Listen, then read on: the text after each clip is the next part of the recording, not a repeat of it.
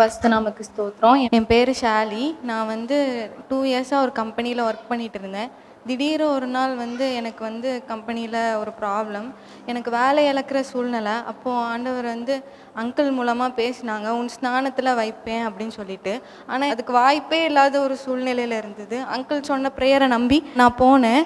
அதே மாதிரி அந்த கம்பெனியில் வேறு ப்ராஜெக்ட் இருக்குது, நாங்கள் உங்களை ரீட்டைன் பண்ணுறோம் அப்படின்னு சொல்லிட்டு ஆண்டவர் ஒரு அற்புதம் செஞ்சார். அப்புறம் நான் அடுத்த லெவலுக்கு போகலாம் அப்படின்னு சொல்லிட்டு நிறைய இன்டர்வியூ அட்டன் பண்ணேன். கடைசி லெவல் வரைக்கும் வருவேன். அதுக்கப்புறம் எனக்கு சேலரி டிஸ்கஷனில் போயிடும்.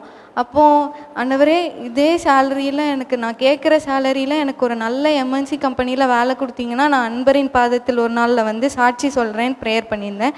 அதே மாதிரி ஆண்டவர் எனக்கு 100% ஹைக்கில் பெங்களூரில் ஒரு நல்ல ஜாப் எம்என்சி கம்பெனியில் வேலை கொடுத்தார். கர்த்தருடைய பரிசுத்த நாமத்துக்கு ஸ்தோத்திரம். ஹல்லேலூயா. Praise the Lord. Myself Austina Pavitra. நான் கூடுவாஞ்சேரியிலேருந்து வரேன். 2 இயர்ஸாக நான் இந்த அன்பரின் பாதத்தில் நான் அட்டென்ட் பண்ணிகிட்ருக்கேன். ஃபஸ்ட்டு நான் ஹோப்லெஸ்ஸாக தான் நான் வந்துகிட்டு இருந்தேன். எங்கள் மம்மி தான் ஹோப் கொடுத்தாங்க. நான் வரும்போது எனக்கு ஜாபுக்காக அங்கிள்கிட்ட அப்ளிகேஷன் ஃபார்ம் கொடுத்து நான் ப்ரேயர் பண்ணேன். நெக்ஸ்ட் டே இன்டர்வியூவில் 3 ரவுண்டும் நான் செலக்ட் ஆகிட்டு என் கூட நல்லா பர்ஃபார்ம் பண்ணவங்களாம் செலக்ட் ஆகலாம். ஆனால் நான் ஆண்டவர் என்னை செலக்ட் பண்ண கிருபை செய்தார். அது மட்டும் இல்லாமல் பிளட் டெஸ்ட் எடுக்க சொன்னாங்க. ஃபிட்னஸ் சர்டிஃபிகேட்டில் எனக்கு ஹீமோக்ளோபின் கம்மியாக இருக்குதுன்னு சொன்னாங்க. பட் ஆண்டவர் அங்கே எனக்கு எல்லாத்தையுமே தடை இல்லாமல் எனக்கு எல்லாத்தையும் முடித்து ஏர்போர்ட்டில் எனக்கு ஒரு நல்ல ஜாப் கிடைக்க செய்தார். கர்த்தருக்கு ஸ்தோத்திரம். அங்கிளுக்கு ரொம்ப தேங்க்ஸ்.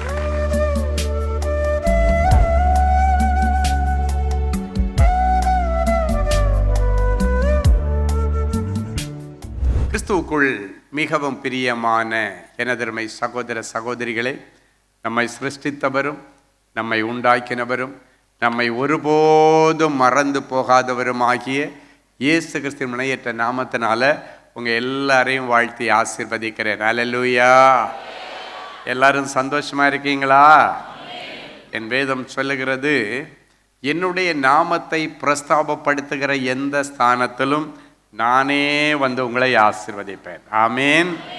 கர்த்தர் உங்களுக்காக கொண்டு வந்திருக்கிற மங்கள வார்த்தை 1 நாளாகமம் 4ஆம் அதிகாரம் 10வது வசனம் இப்படியாய் சொல்லுகிறது. எடுத்து வாசிப்போமா?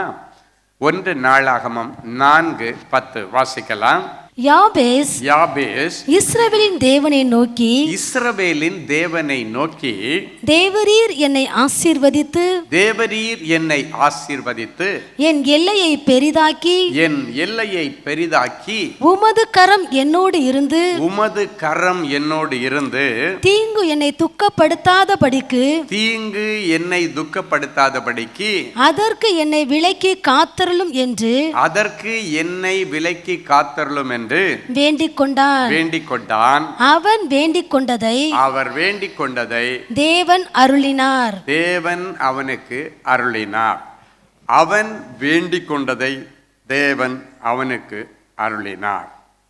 ஆண்டவருடைய கரம் அவனோடு கூட இருந்தபடியினாலே அவன் வேண்டிக் கொண்டதை எல்லாம் தேவன் அவனுக்கு அருளினார்.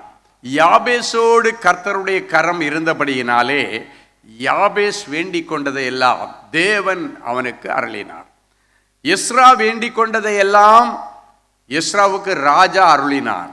ஆனால் இந்த யாபேஸ் வேண்டிக் கொண்டது எல்லாவற்றையும் தேவன் அவனுக்கு அருளினார். இதுக்கு ஒற்றுமை என்னன்னா, 2 பேர் மேல தேவனுடைய கரம் இருந்தது. ஒரு மனுஷன் மேல தேவனுடைய கரம் இருக்கும் பொழுது அவன் நாளுக்கு நாள் பலப்படுவான், நாளுக்கு நாள் வளருவான். வேதம் சொல்லுகிறது, தாவீது நாளுக்கு நாள் விருத்தி அடைந்தான், சேனைகளின் கர்த்தர் அவனோடு கூட இருந்தார்.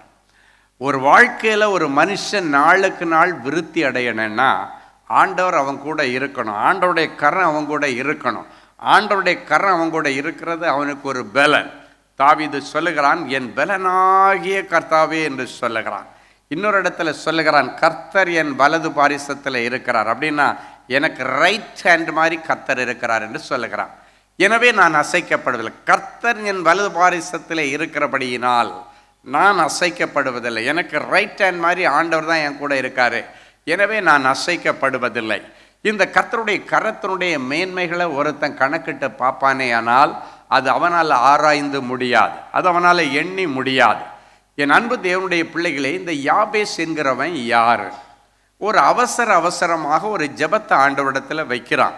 அப்படி அவசரமாக அவன் ஜெபிக்கிறதற்கு அவனுக்கு பின்னணி என்ன? இப்படி ஒரு ஜெபத்தை ஆண்டவருடைய சமூகத்திலே அவன் செய்வதற்கு ஒரு அவசியம் என்ன, அவசரம் என்ன என்பதை நீங்கள் தெரிந்து கொள்வதற்கு அதே அதிகாரம் 1 நாளாகமம் 4:9 வசனத்தை எடுத்து வாசிப்போம். 9வது வசனத்தை எடுத்து வாசிக்கலாமா? யாபேஸ் தன் சகோதரரை பார்க்கிலும் கனம் பெற்றவனாய் இருந்தான். அவன் தாய் நான் துக்கத்தோடு அவனை பெற்றேன் என்று சொல்லி, நான் துக்கத்தோடே இவனை பெற்றெடுத்தேன் என்று சொல்லி அவனுக்கு யாபேஸ் என்று பெயரிட்டாள். அப்ப பாருங்க, இந்த யாபேஸ் அப்படின்ற பேருக்கு என்ன அர்த்தம் தெரியுமா? துக்கம் அப்படின்னு அர்த்தம்.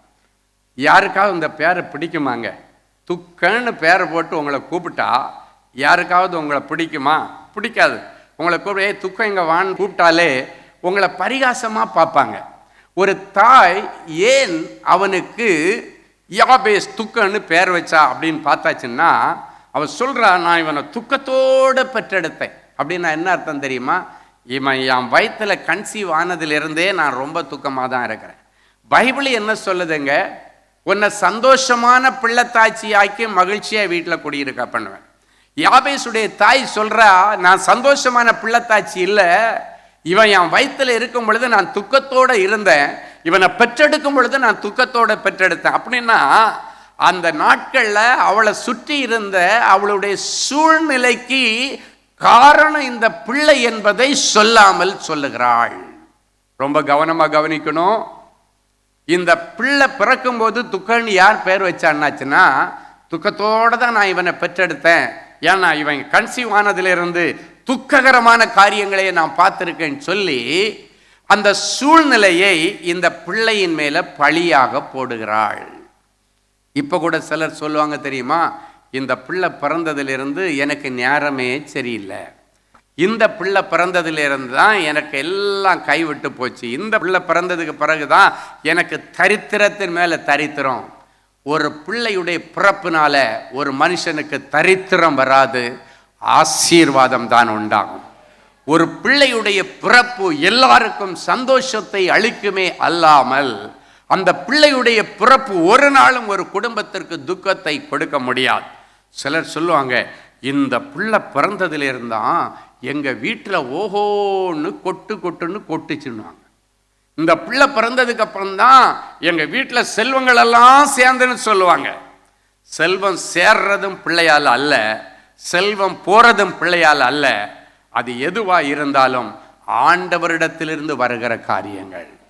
ஒரு நாளும் பிறக்க போகிற பிள்ளைக்கு அது காரணமாக, அந்த பிள்ளையை நீங்கள் காரணம் சாட்டவே கூடாது. அப்போ பாருங்க, இவங்க எல்லா பிள்ளைகளுக்கும் இந்த யாபேசனுடைய தாய் எல்லாரையும் தலைக்க மேலே வச்சிருந்தா, கொண்டாடினா. ஆனால் இவனை மாட்டம் பார்க்கும் போதெல்லாம் டேய் துக்கம் எங்க வாடான்னு கூப்பிடுவான், துக்கம் எங்க வாடான்னு கூப்பிடுவான். அவனுடைய மனசு எவ்வளோ வேதனைப்பட்டிருக்கும். நீங்கள் நோவாவுடைய பேர் அவங்க அப்பா அம்மா வைக்கும் பொழுது, இவன் நம்மை தேற்றுவான் என்று சொல்லி நோவான்னு பேர் வச்சாங்களாம். அப்படின்னா இந்த பிள்ளையின் மேல் அவர்களுக்கு ஒரு நம்பிக்கை, இவன் நம்மை தேற்றுவான் என்று சொல்லி, நம்ம கஷ்டத்தில் எல்லாம் இவன் நம்மை தேற்றுவான். அப்படின்னா என்ன அர்த்தம்னா, நோவா பிறக்கும் பொழுது கூட நோவாவுடைய குடும்பத்திலே நிறைய கஷ்டங்கள் இருந்தது. ஆனால் அந்த தகப்பன் அந்த பிள்ளைக்கு பேர் வைக்கும் பொழுது இவனுக்கு கஷ்டம்னு பேர் வைக்கல, ரொம்ப கஷ்டத்தில் தான் இருந்தாங்க. ஆனாலும் அந்த தாய் தகப்பன் சொல்றாங்க, நம்ம கஷ்டத்திலெல்லாம் இவன் நம்மை தேற்றுவான் என்று சொல்லி அவனுக்கு நோவான்னு பேர் வச்சாங்களாம். அப்போ பாருங்க, இந்த யாபேச பேரை சொல்லி கூப்பிடும் பொழுது அவனுக்கு ஒரு துக்கம். எங்க அம்மாவே என்னை துக்கன்னு நினைச்சிட்டா, அவளுக்கு பாருன்னு நினைச்சிட்டா ஆண்டவரே என்று சொல்லி அவன் வேறு எங்கேயும் அனுதாபம் தேடி போகவில்லை. உங்க வாழ்க்கையில இப்படிப்பட்ட காரியங்கள் நடக்கும் பொழுது நீங்க டிப்ரெஷன்ல போயிடக்கூடாது. எல்லாரிடத்திலையும் போய் சொல்லி அதை அழுதுட்டு இருக்கக்கூடாது, அதை போய் சொல்லி அடுத்தவங்களுடைய அனுதாபத்தை நீங்க தேடக்கூடாது. மாறாக அந்த இடத்துல நீ வெற்றியோடு வாழணும்னா அதை ஆண்டவர் தான் மாற்ற முடியும். அப்ப இவன் செய்த ஞானமான காரியம் என்ன? இந்த யாபேஸ் மூலமாக இன்றைக்கு நம்ம கற்றுக்கொள்ள வேண்டிய பாடம் என்ன அப்படின்னாச்சுன்னா, யார் என்ன செய்தாலும் என்ன பேசணும், அம்மாவோ அப்பாவோ யார் பண்ணாலும் சரி, கஷ்டம்னு வந்துச்சா ஆண்டவர்கிட்ட போய் நில்லு. மனவேதனைன்னு வந்துருச்சா நீ போய் ஆண்டவரிடத்தை நிற்கணும். இவன் இந்த சூழ்நிலையில் என்ன பண்ணான்னா, யாபேஸ் இஸ்ரவேலின் தேவனை நோக்கி ஆண்டவருடைய பாதப்படியிலே வந்து நிற்கிறான். அனுதாபம் தேடி வேற யாரையும் நோக்கி ஓடலைங்க, நண்பர்களை என்ன நோக்கி ஓடலை, தாயை வெறுக்கல. ஆனா இவன் என்ன பண்ணான்னா, இவங்க எல்லாம் இப்படி சொல்லிட்டு இருந்தாலும் எனக்கு துக்கம்னு பேர் வச்ச இந்த நேரத்தில் இந்த துக்கத்தை சந்தோஷமாய் மாற்றுகிற என் ஆண்டவரை நோக்கி நான் பார்க்கிறேன். நான் துக்கத்தின் பிள்ளை அல்ல, நான் ஒரு ஆசீர்வாதத்தின் பிள்ளை என்பதை என் ஆண்டவர் ஒருவரே உறுதி செய்ய முடியும் என்று சொல்லி நண்பர்களை தேடி ஓடாம ஆண்டவரை தேடி ஆண்டவரை நோக்கி பார்த்தான். வேதம் சொல்லுகிறது, அவரை நோக்கி பார்த்த முகங்கள் பிரகாசம் அடைந்தது. இன்னைக்கு சில நேரங்கள்ல நம்ம என்ன பண்றோன்னா, இப்படிப்பட்ட சூழ்நிலை வரும் பொழுது உடனே டிப்ரெஷன்ல போயிட்டேன். இவங்களே இப்படி சொல்றேன், அம்மாவே இப்படி சொல்லிட்டா, அப்பாவே இப்படி சொல்லிட்டாரு, என் நண்பனே இப்படி சொல்லிட்டாங்க, எங்க அண்ணன் இப்படி சொல்லுவாருன்னு நான் எதிர்பார்க்கவே இல்லை, என் தங்கச்சி இந்த வார்த்தையை வாயிலிருந்து வரன்னு நான் எதிர்பார்க்கவே இல்லை என்றெல்லாம் சொல்லி அவர்களோடு உள்ள உறவை நாம் துண்டித்துக் கொள்ளுகிறோம். இவன் உறவை துண்டிக்கவில்லை, மாறாக அந்த உறவை பலப்படுத்துகிற கர்த்தரை நோக்கி பார்த்தான். ஆண்டவரிடத்துல போய் சொல்றான், ஆண்டவரே இவங்க எல்லாம் என்னை துக்கம்னு சொல்றாங்க, அதனால இன்னைக்கு நான் உங்களை நோக்கி பார்த்து ஒரு சின்ன ஜெபம் பண்றேன் ஆண்டவரே. அந்த சூழ்நிலையில நாம் செய்ய வேண்டியது ஒன்றே ஒன்று, ஜெபம். அந்த ஜெபத்தை எப்படி சொல்றான், அது ஒரு சின்ன ஜெபம், ஆனா பெரிய ஆசீர்வாதங்கள். யாபேசை பற்றி 2 வசனங்கள் தான் பைபிள்ல இருக்குது, ஆனால் ஒரு பெரிய ஒரு சரித்திரத்தையும் ஒரு பெரிய சத்தியத்தையும் அது நமக்கு கற்றுக் கொடுக்கிறது. அவன் போய் நின்றுட்டு ஆண்டவரிடத்துல சொல்லுகிறான், தேவரீர் என்னை ஆசீர்வதியும். அப்படின்னு என்ன அர்த்தம் தெரியுமா? என்ன துக்கம்னு சொல்றாங்களே அவங்க முன்னால நான் ஆசீர்வாதமா இருக்கணும், நான் சாபத்தோட வாழக்கூடாது. நான் சாபத்தோட வாழ்ந்தேன்னா இவங்க பேர் வச்சது சரின்னு சீல் குத்தப்படும், அது உறுதிப்படுத்தப்படும். ஆண்டவரே இதை நீர் ஒருவர் தான் மாற்றி அமைக்க முடியும். மாற்றி அமைக்க வல்லவரை தேடி வந்தான், மாற்றி அமைக்க உதவி செய்கிறவரை தேடி வந்தான், மாற்றி அமைக்க விருப்பப்படுகிற ஒருவரை தேடி வந்தான். அவர்தான் நீங்கள் தேடி வந்திருக்கிற என் ஆண்டவராகிய இயேசு கிறிஸ்து. வந்து சொல்றான், ஆண்டவரே என்ன பிளஸ் பண்ணுங்க ஆண்டவரே. முதல் பிரேயர் என்ன தெரியுமா? தேவரீர் என்னை ஆசீர்வதி, என்னை பிளஸ் பண்ணுங்க ஆண்டவரே அப்படின்னா. அவனுக்கு தெரியும், இஸ்ரவேலை ஆசீர்வதிப்பது தேவனுக்கு ரொம்ப பிடிக்கும். ஆண்டவரே என்னை பிளஸ் பண்ணுங்கன்னு போய் நின்னா ஆண்டவர் உங்களை பிளஸ் பண்ணுவார். ஆண்டவரே என்னை ஆசீர்வதிச்சாலொழி இந்த இடத்தை விட்டு போக மாட்டேன்னு சொல்லி ஒருத்தன் உட்கார்ந்திருந்தான். யாப்போக்கு நதிக்கரை அண்டையிலே நடுராத்திரி உட்கார்ந்திருந்தான். விடிய ஆண்டவர் இடத்துல பிடிச்சு போராடுங்க, என்னை பிளஸ் பண்ணாம உங்களை போக விட மாட்டேன் ஆண்டவரேன்னு சொன்னான். ஏன்னா அவனுக்கு தெரியும், இந்த ஆண்டவர் என்னை இன்னைக்கு ராத்திரி பிளஸ் பண்ணாதான் நாளைக்கு காலையில என்னுடைய சகோதரன் என் மேல கோபமா இருக்கிறவன் என்னை அழிக்காம கொல்லாம பொல்லாப்பு செய்யாம என் கூட ஐக்கியமாக முடியும். எனவே அதுக்கு முன்னாடி ஆண்டவரே உங்ககிட்ட நான் பிளஸ்ஸிங் வாங்குறேன், எங்க ஊருக்கு நான் திரும்பி போறேன். ஒரு பெரிய எதிர்ப்பு அங்க இருக்குது. எங்க அண்ணனை நான் ஏமாத்தினதுனால யாக்கோபு எப்ப என் கையில கிடைப்பான், இவனை கொன்னுறேன்னு எங்க அண்ணன் என்னை கொல்றதுக்கு தேடிட்டு இருக்கா. அதுக்கு முன்னால ஆண்டவரே இந்த யாப்போக்கு நதிக்கரையில நான் உங்க முன்னால நின்று என்னை பிளஸ் பண்ணாம உங்களை போகவே விட மாட்டேன். உங்க பிளஸ்ஸிங் எனக்கு வேண்டாம் ஆண்டவரே. நீங்க பிளஸ் பண்ணா விடுகிற பொழுது எனக்கு சமாதானத்தின் பொழுதா இருக்கும். அவன் நம்பி ஆண்டவரிடத்துல ராத்திரி ஃபுல்லா போராடுறான், ராத்திரி ஃபுல்லா ஜெபம் பண்ணானா. காலையில் ஆண்டவர் புறப்பட்டு போகும் பொழுது அவனை பிளஸ் பண்ணிட்டு போனார். என்ன நடந்து தெரியுமா? ராத்திரி நேரத்திலே அவன் ஆண்டவரிடத்தில் வாங்கின பிளஸ்ஸிங் வெறித்தனமாய் இவன் மேல இருந்த சகோதரன் இவன் மேல கனிவாய் இறங்கி ஓடி வந்து கட்டி பிடிச்சு முத்தம் கொடுத்து அன்பை பரிமாறிக்கொண்டான். காரணம் என்னன்னா, ராத்திரி முழுவதும் என்னை பிளஸ் பண்ணாம உங்களை போக விட மாட்டேன்னு சொல்லி ஆண்டவரிடத்திலிருந்து பிளஸ்ஸிங் வாங்கினதுனாலே உன் சத்துருக்களும் உன்னிடத்திலே சமாதானமாய் வருவார்கள். ஒரு சத்துருவை சந்திக்க போக முன்னால, ஆண்டவரே நான் இவனை சந்திக்க வேண்டிய சூழ்நிலை இன்னைக்கு வரப்போகுது, இன்னைக்கு கல்யாண வீட்டுக்கு போறேன், அவனுக்கும் பத்திரிகை இருக்கும், அவனும் கண்டிப்பா வருவான், நான் அவனை சந்திக்க வேண்டிய ஒரு சூழ்நிலை வரும், அந்த நேரத்தில் எங்க 2 பேருக்குள்ள எதிரும் புதிருமா ஒன்று இருக்கக்கூடாது, என்னை பிளஸ் பண்ணி அனுப்புங்க அப்படின்னாச்சுன்னா, நீ கல்யாண வீட்டில் அவனை சந்திக்கும் போது அவன் வந்து கை குலுக்கிட்டு, ஃப்ரெண்டு பழசெல்லாம் மறந்துடு நண்பா, ஓகே நம்ம ஃப்ரெண்ட்ஸாக இருப்போம் அப்படின்னு சொல்லிட்டு கை கொடுப்பான். இல்லைன்னா அந்த இடத்துல என் மேலே வெறுப்பை கொட்டிடுவான், அந்த இடத்துல என்னை கேவலப்படுத்தி பேசிடுவான், என்னை ப்ளஸ் பண்ணுங்க ஆண்டவரேன்னு எத்தனை பேர் விரோதியை சந்திக்க வேண்டிய சூழ்நிலை வரும்பதுக்கு முன்னாடி ஆண்டவரிடத்தில் பிளஸ்ஸிங் வாங்குறீங்களோ எனக்கு தெரியாது. இன்னைக்கு பிறகு அப்படிப்பட்ட பிளஸ்ஸிங் வாங்கிட்டு தான் நீங்கள் வெளியே போனோம். உங்கள் பிள்ளைகளை பள்ளிக்கூடத்துக்கு அனுப்பும் பொழுது, கல்லூரிகளுக்கு அனுப்பும் பொழுது பிள்ளைகளை திட்டி தீர்த்து வேண்டாம் வெறுப்பா பிள்ளைகளை அனுப்பக்கூடாது. நல்லா ப்ளஸ் பண்ணி உங்கள் பிள்ளைங்க நெத்தியில் ஒரு சிலுவை அடையாளம் போட்டு நல்ல ஒரு முத்தம் கொடுத்து கெட்டி பிடிச்சி என் செல்ல குட்டி இல்லை, என் அம்மு குட்டி இல்லை அப்படின்னு சொல்லி கொஞ்சம் அனுப்புனீங்கன்னா அந்த பிள்ளைகளுக்கு என்னமோ 100 ரெக்கம் முளைச்ச மாதிரி இருக்கும். அந்த குஷியிலே அழகாக போகும், குஷியாக படிச்சுட்டு வந்துடும். போகிறதுக்கு முன்னால் சனியனை நீ எல்லாம் எதுக்கு பள்ளிக்கூடத்துக்கு போ,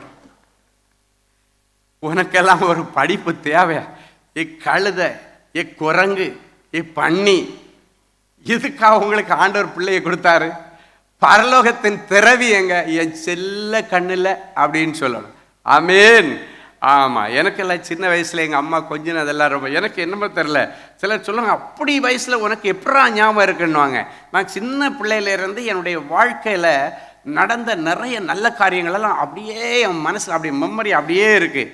எங்கள் அம்மா என்ன பண்ணுவாங்கன்னா, உட்காந்துருவாங்க, காலை நீட்டிடுவாங்க, அந்த காலில் என்னை படுக்க வச்சுருவாங்க. பிள்ளைகள் அந்த காலத்தில் அப்படி தான் படுக்க வச்சுட்டு அந்த 2 காலையும் அசைப்பாங்க பாருங்க. ஆகா என்ன மாதிரி சுகமாக இருக்குன்னு தெரியுமா, அப்படியே தாளாட்டுற மாதிரி 2 காலம் அசையும். அதுக்குள்ளே போட்டுக்குள்ளால் அசைகிற மாதிரி நம்ம இடையில எவ்வளோண்டு குஞ்சோண்டு தானே இருப்போம், அப்படியே கடந்து அசைஞ்சிட்டு இருப்போம். அல்லேலூயா.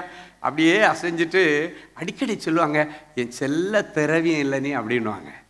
எனக்கு அப்போ எல்லாம் செல்ல திரவியன்னு தெரியாது. ஆனால் நான் வளர்ந்ததுக்கு பிறகு பைபிளில் ஒரு நாள் படிக்கும் பொழுது தான் பரலோகத்தின் திரவியம் தான் ஒரு தாயினுடைய கற்பத்தில் குழந்தையா வருதான். அப்போ அவங்க எங்கள் அம்மா தெரிஞ்சு கொஞ்சினாங்களான்னு எனக்கு தெரியாது. ஆனால் இப்போ நான் நினைக்கும் பொழுது எங்கள் அம்மா இப்படியெல்லாம் கொஞ்சினாங்களே. அதுபோல் நான் சின்ன வயசில் ரொம்ப கருப்பாக இருக்கேன், அட்டை கருப்பாக இருப்பேன், ஒல்லியாக அப்படி இருப்பேன். எங்கள் ஊரில் எனக்கு ஒரு பட்ட பேர் வச்சுருப்பாங்க. யாராவது நாங்கள் விளையாடி தள்ளம்பிள்ளை அடிக்கிறதுன்னு சொல்லுவாங்க, அந்த விளையாட்டு பந்து விளையாடுற கபடி விளையாடுறது இதுக்கெல்லாம் போகும்போது ஏதாவது கோவம் இல்லை கருமா போல அப்படின்வாங்க. எனக்கு கிருன்னு கோவம் வரும், அவங்கள அடிக்க மாட்டேன், நடந்த சொல்கிறேன், நேரம் எங்கள் அம்மாட்ட வருவேன். ஏன்னா அந்த சின்ன வயசில் அது என்ன நிறைய நேரங்களில் பாதிச்சிருக்கு. அவனுங்க கூப்பிட்டு அவங்கள விளையாட்டுக்கு ஜாலி தான் கூப்பிடுவாங்க. ஆனால் அந்த நேரத்தில் அது தெரிஞ்சுக்கிற பக்குவம் எனக்கு தெரியாது. ஃப்ரெண்ட்ஸ் தானே விளையாட்டு கூப்பிடான்னு தெரியாது, நேரம் ஓடி வருவேன், எங்கள் அம்மா மடியில் படுத்துக்குவேன். படுத்துக்கிட்டு அம்மா எல்லா பிள்ளையும் செவேர்னு உங்களை மாதிரி நீங்கள் பெற்றெடுத்தீங்க, என்னை மட்டும் ஏம்மா எங்கள் அப்பா கலரில் பெற்றெடுத்தீங்க, என்னை மட்டும் ஏன் கருப்பாக பெற்றெடுத்தீங்க இப்படி அடிக்கடி கேட்பேன். என்னுடைய சகோதரிகள் எல்லாம் ரொம்ப அழகாக கலராக ரொம்ப நல்லா இருப்பாங்க. எங்கள் அம்மா கலர், நான் மட்டும்தான் எங்கள் வீட்டில் எங்கள் அப்பா கலர் கருப்பாக இருப்பேன். அப்போ அடிக்கடி கேட்பேன் என்னை மட்டும் ஏம்மா கருப்பாக பெற்றீங்க அப்படின்னு கேட்பேன். அப்போ எங்கள் அம்மா சொல்லுவாங்க, மக்களே நீ கருப்புலையும் ரொம்ப அழகாக இருக்கிறடான்னுவேன்.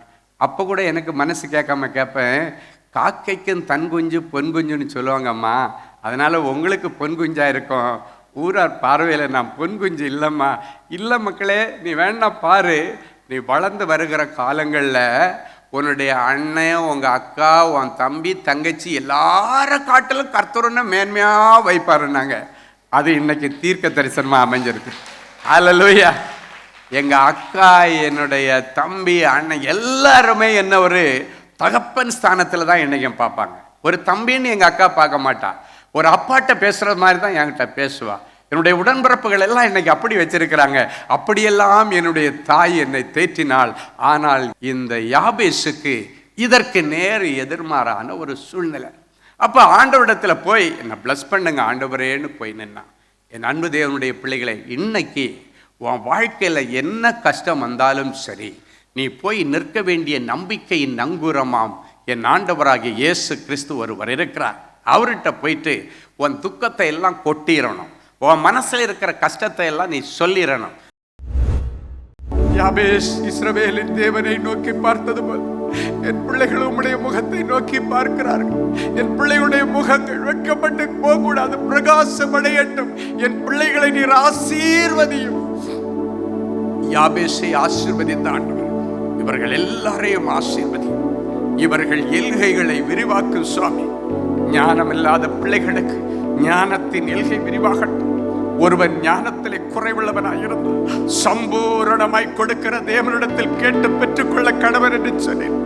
சின்ன பிள்ளைங்கப்பா, வாலிப பிள்ளைங்க, மாணவர்கள் நிறைய பேர் உட்கார்ந்து இருக்காங்கப்பா.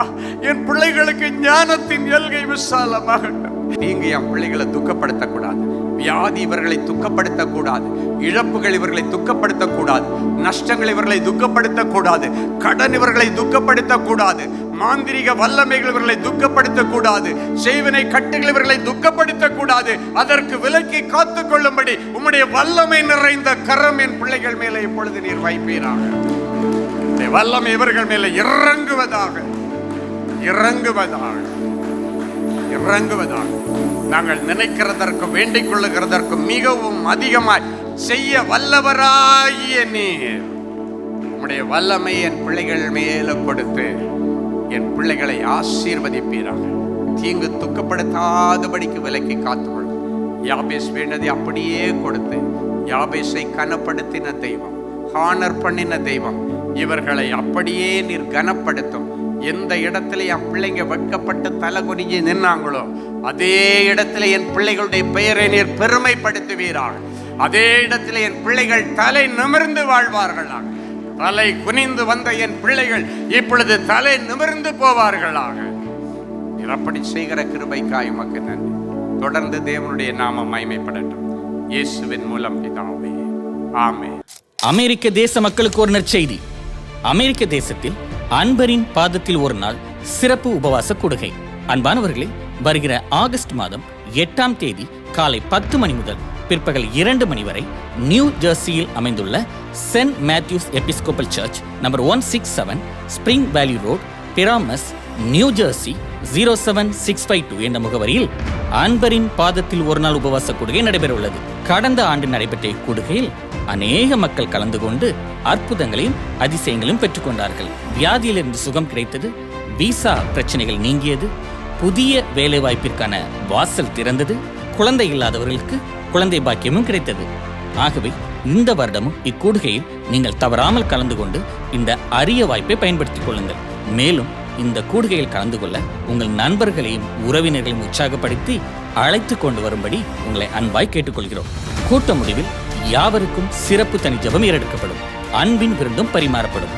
மேலும் பெற்றோர்களை நீங்கள் உங்கள் சிறு பிள்ளைகளை தவறாமல் அழைத்து கொண்டு வாருங்கள். சிறு பிள்ளைகளுக்காக சிறப்பு தனி வகுப்புகளும் ஒழுங்கு செய்யப்பட்டுள்ளது. இக்கூடுகையில் கலந்து கொள்ள எங்களது இணையதளத்தின் மூலம் நீங்கள் பதிவு செய்து கொள்ளலாம். அல்லது திரையில் காணும் QR கோடை ஸ்கேன் செய்து இப்பொழுதே உங்கள் பெயரை பதிவு செய்து கொள்ளலாம்.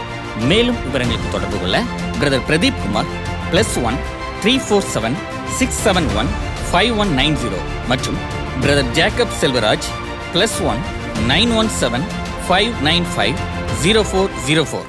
அன்பு தேவனுடைய பிள்ளைகளே, இந்நிகழ்ச்சியின் மூலம் நீங்கள் பெற்றுக்கொண்ட ஆசீர்வாதங்களையும் உங்கள் ஜெப விண்ணப்பங்களையும் அனுப்ப வேண்டிய முகவரி தேவனின் அன்பு ஊழியங்கள், Vinayak avenue, OMR road, Okkiyam, Thoraipakkam, Chennai 600097. மேலும் 24 மணி நேர ஜெப உதவிக்கு 044 24547999 மற்றும் 9941150999 என்ற எண்களுக்கு தொடர்பு கொள்ளுங்கள்.